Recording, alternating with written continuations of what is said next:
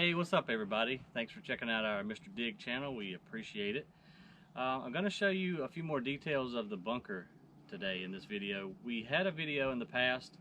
It was one of the very first YouTube videos we ever did. I think we can do a little bit better job. And we can also answer some of your questions. Some of you are asking, like, what's underneath the floor in the bunker? How'd you do this? How'd you do that? So that'll be the purpose of today's video, just to show you in detail a little bit more how we DIY'd our own underground bunker. So here at our house, the land that we were dealing with before we started the project looked very similar to this here. We had like a 2-to-1 slope, and it goes all the way down to the pond you can see there. And so basically what we did, we just came in and we chopped into this bank about 15-16 feet, I think it was, because the diameter of our bunker shell, which is corrugated pipe, is 10 feet in diameter and it's 25 feet long. So basically we just carved into the hillside, lowered her down, and then covered it back up. We added a little bit of cement to the bottom to hold it and help secure it. Also help with water permeability. So that's how we got it in the side of the bank. So once we got the pipe in place and we brought our dirt, back and covered it over, then I came in and we put a retaining wall in front. These are the blocks that we make at the landfill, which there's actually a video on how we make these. So that's actually a good idea. If you want to see some other cool stuff about how we make a lot of products our own, hit subscribe, hit the little bell down there, and it'll let you know when we put more videos out. And so we put, I don't know, there's probably 30 or so down here. But that really gives us a lot of security on the front of the bunker. Obviously on the back of the bunker is just tons and tons of dirt, and eventually goes to our home. So don't have to worry about that side. I was a little bit worried about this side. So along with the retaining wall and several feet of dirt before you actually get to the bunker shelter, provides you a pretty good barrier of protection. So when we dug down into the bank, we hit a layer of clay, and water was not draining through that at all. So it was actually puddling up. This was before we put the pipe in the ground, I might add. So what we did was we came in and put a layer of rock, and we actually cut a ditch going across this section here out into the woods where it could drain. And I'm really glad we did that, because I think we would have had some leaking problems had we not. That water would sit on top of that clay and it would get around our structure, and water's going to take the path of least resistance. It would probably find some seams to come through. So drainage is super important, especially in our case here, given the the geography. You definitely want a secure entry point to your bunker, because that is the only way in, and you want to make it as strong as possible. So what we did, I found this safe door online, ordered it, got it in. It's about 1,000 pounds is what this thing weighs. I think it's 4 inches thick. There's a layer of concrete in between two pieces of metal, and it's got quite a few of these bolts that come out of the door, if you can see here. So these pins here, they always stay out, but the ones that actually lock the door, of course, those have to go in and out. But pretty secure door. It's going to take a good bit to get through it. I do have a keypad, digital keypad entry for this thing. I've got it covered up right now because eventually we're going to disguise this entrance in some form. Not exactly sure what we're going to do there just yet, whether we're going to try to build a barbecue pit out here and have it behind a spice rack or something like that. But for now, it does its purpose. I guess I should add too, a lot of folks were like, hey, this is not going to protect you from a nuclear bomb. And you're right. But my original intent for this structure was just to keep my family safe in case a tornado came through or a really bad spring storms that we have. Our house is made out of metal and it's not very aerodynamic. So anytime a storm would come through, we'd have to find a room in interior of the house or get under bed or in a bathtub, and it just didn't feel very secure or safe. So that was the original intent behind this structure. However, if there was a nuclear attack, we're coming down here and we're going to be safer, a lot safer than up above. So I guess You know, if you were to want to do the nuclear thing, you'd need a 90-degree turn coming in here, shower before you actually get into the shelter. But again, you know, this one just kind of evolved from a tornado shelter to a more of like a prepper bunker, if you will. So anyway, that's the door. And once you come on inside, so coming off of the main structure, which is the corrugated pipe, I had them add this section here. Forget the angle of this, but anyway, coming off the main structure, coming up at an angle so that we could put our steps, and then we took and welded this rectangular frame on the outside so that we could obviously put our door right there. So it's welded here where the corrugated goes to the square frame, and then it's bolted right here because we couldn't transport it with the angled section still on the pipe. So what they did was built me two flanges, one on the angled section and then one on the structure itself. So then we just bolted it together. There is a big rubber gasket around the whole thing so it doesn't leak, but that's kind of how we did that part there. And you do have to watch your head coming down here. I need to put some styrofoam or something on that because that'll get you. So we've got two bulkheads at either end of the pipe, and of course that's just really a fancy name for your wall. But in the bulkheads houses a 6-inch pipe that goes away from the shelter and then turns and goes up for our breather pipes, which we'll show you in a little bit. And we got a kind of a cool way to disguise those too. We'll have to show you here in just a bit. So I wanted this thing to be fully functional in case we had, you know, an uncle or somebody that came to visit. This thing turned into like a little apartment. There's a shower, there's a hot water heater, there's TV. You know, we plumbed the whole thing. It has this little septic tank out there. It's livable. It's a little small, but it's livable. The door going into the restroom, we just used plywood and a big piano hinge there. Kind of save space. But everything's fully functional. The toilet, the shower. I just took and recessed the bathroom kind of down into the floor a little bit and laid some the heavy duty shower liner plastic down there, and did kind of a poor effort at tile work, but it serves its purpose. So that's your restroom.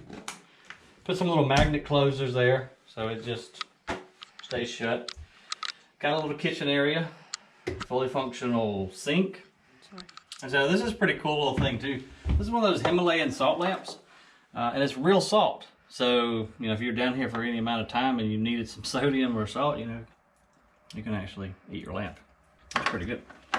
And so we've got a little mini stove there. It's got a little griddle cooktop on top of it. Coffee maker, convectional oven. Got a little fridge here and freezer, microwave. And just kind of tried to make it like a little house.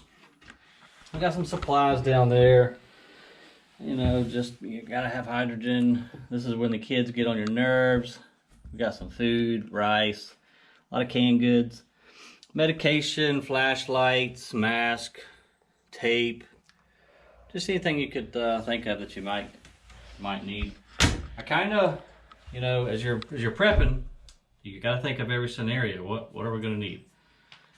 You know, even if you go as far as think of, you know, hey, what's going to be the currency if, you know, crap really went down in the world? You know, medication is going to be big.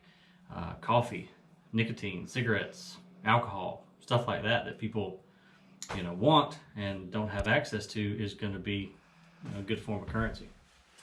We do have a TV down here, little heater.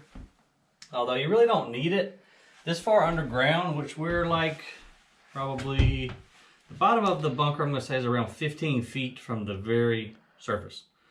And so when you're down that deep and we have all of this insulation around of dirt, you know, it stays pretty constant. It's usually around 68, 69 year round. So even when it's freezing outside, it's warm down here, and vice versa. In July and August, when it's hot as crap outside, it's nice and cool down here. So that's one really good feature of having it underground is, you know, climate control is pretty much automatic.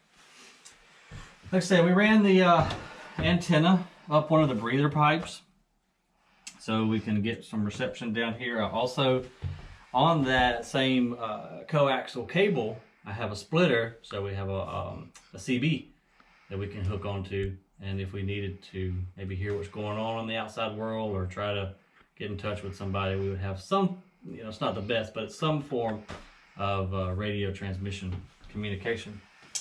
Yeah, we just got more storage underneath the TV. Put in these little shelves here. More medicine. And then a lot of stuff too to keep the kids busy. Coloring books, the Rubik's Cube, puzzles.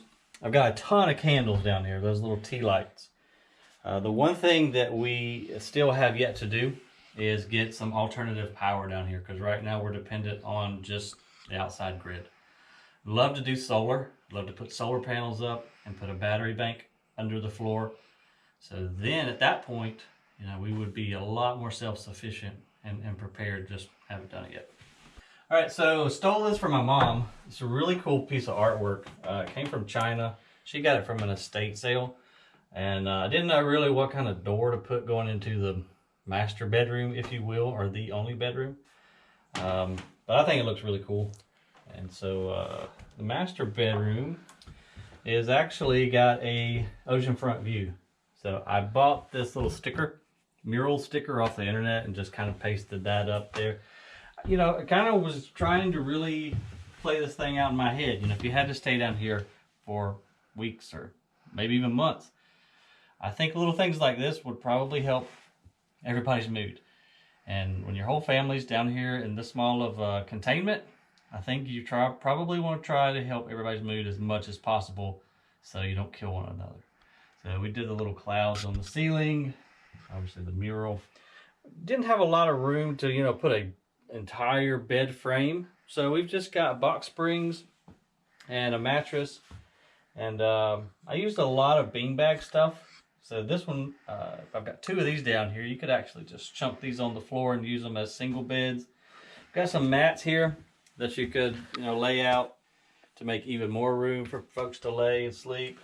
Little rocking chair. And this fan is actually hooks to that big white thing down there is a charcoal filter.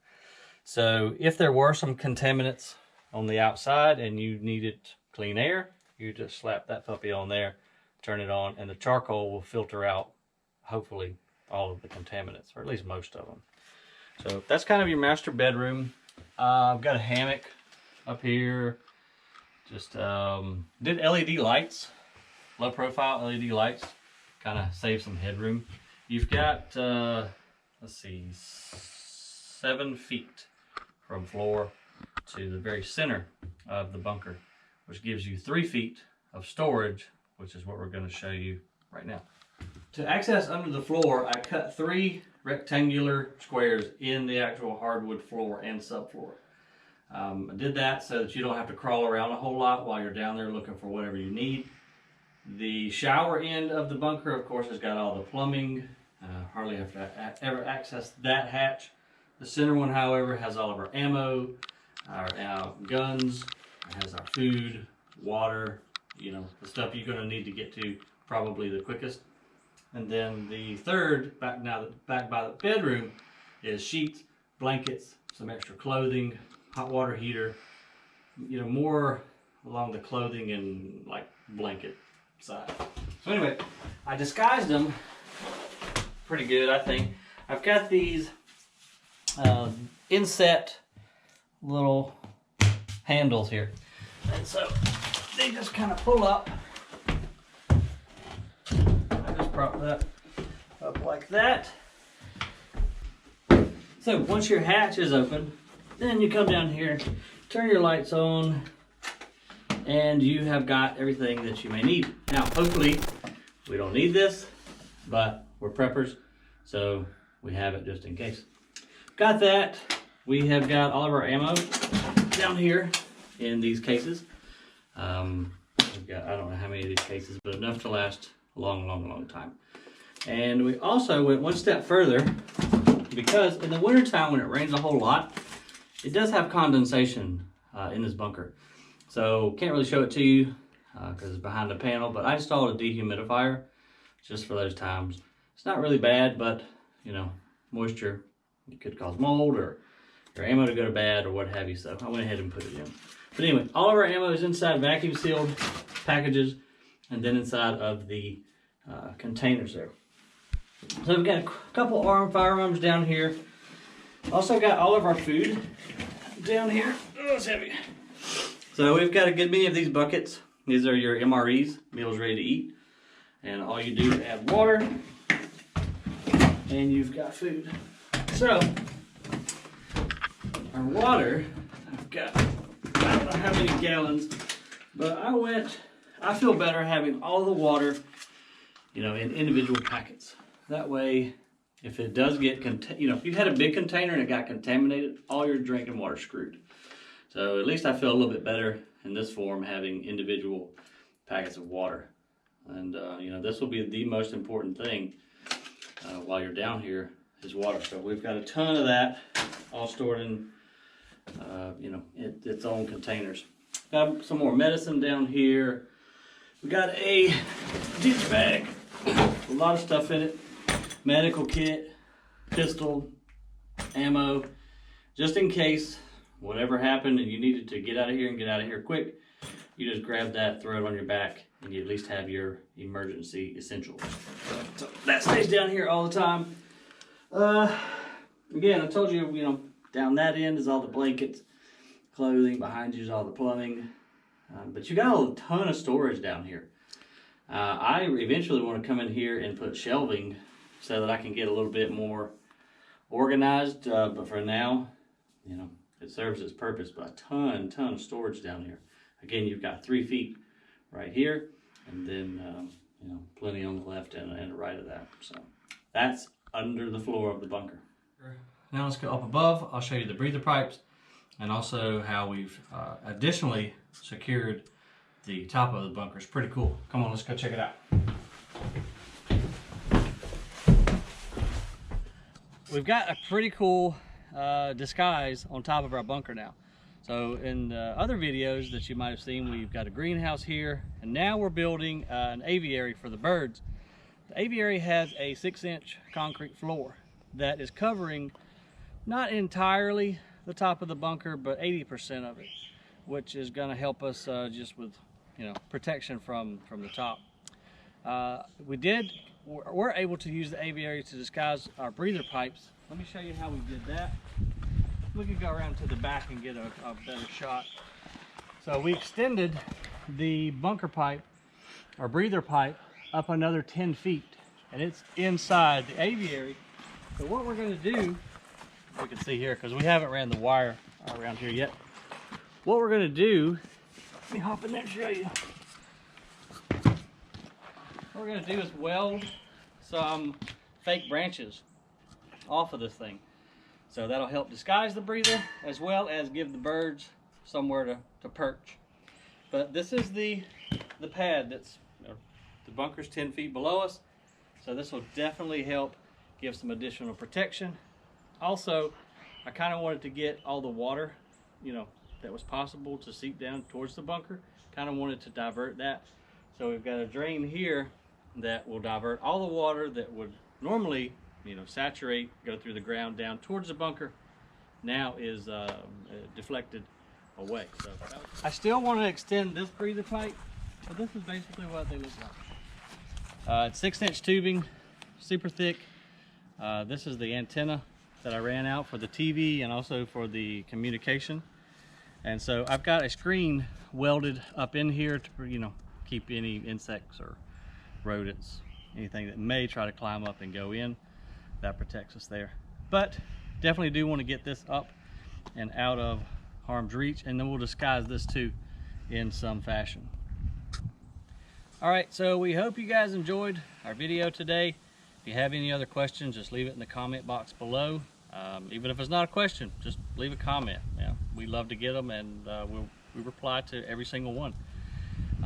If you want to, hit the subscribe and like down there. We've got a lot of other videos we're trying to roll out, you know, on a pretty consistent basis. The next one's going to be on this aviary that hopefully will be complete by the next time that we do our video. So anyway, thank you guys, we appreciate it, and we'll see you on the next one.